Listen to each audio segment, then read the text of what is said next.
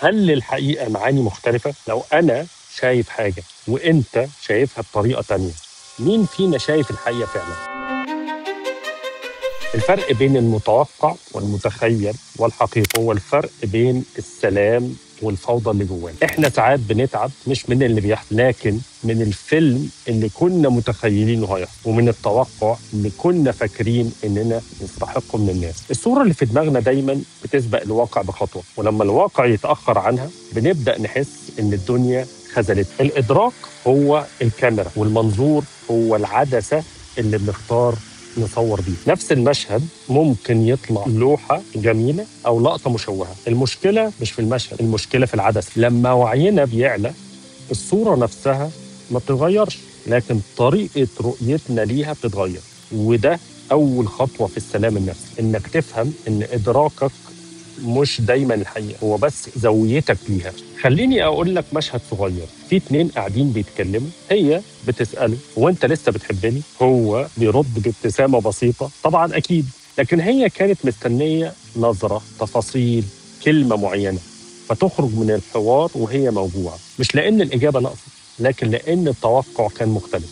إحنا كل يوم بنتخانق مش على اللي بيتقال، لكن على اللي كنا عايزين نسمعه. بنتأذى مش من الواقع، لكن من الصورة اللي رسمناها جوانا. التوقعات مش دايما حب، أحيانا هي محاولة خفية نتحكم بيها في الآخر علشان يطمنا إننا بخير. بس الوعي بيقول لك سيب المساحة وشوف اللي قدامك زي ما هو، مش زي ما نفسك يكون. في حياتنا اليومية إحنا دايما بنسأل، بس مش دايما بنسمع. نسأل سؤال بسيط زي مالك، لكن في دماغنا سيناريو جاهز للإجابة. ولما الطرف التاني يجاوب بطريقته هو مش بطريقتنا بنزعل ونحس إن في فجوة. لكن الحقيقة المشكلة مش في الإجابة، المشكلة في التوقع. كل واحد بيسمع على قدر وعيه وبيجاوب على قدر فهمه للسؤال، مش نيتك وانت بتسأل. وده اللي بيخلق فراغ عاطفي بين الأزواج والأصدقاء، وأحيانا حتى بين الزملاء في الشغل. مش لأن الحب قل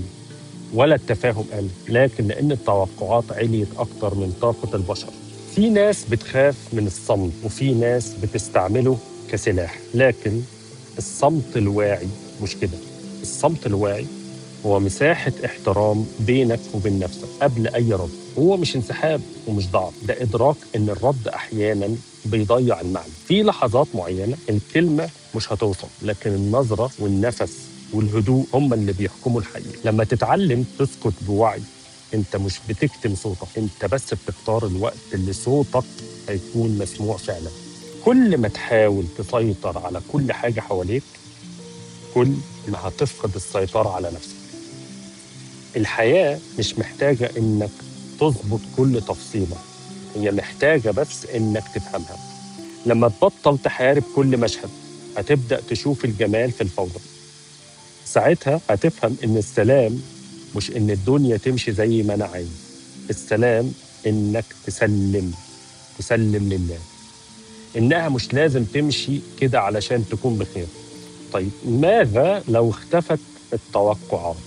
مش هنفقد الأمل، هنفقد الوهم اللي كان بيخلي حبنا مشروط وكلامنا ناقص وسكوتنا مؤلم. يمكن ساعتها نرجع نحب ببساطة، نسمع بعض بصدق، ونعيش اللحظة زي ما هي من غير ما نحاول نغيرها. مش لأن الدنيا بقت أسهل، لكن لأننا بطلنا نقاومها. اختار دايما تسكت لما يكون لازم، وتسكت عن التوقع لما تعرف ان التوقع هو اصل التعب. لان اللي بيعرف يفرق بين حقه وخياله هو اللي فعلا وصل للوعي.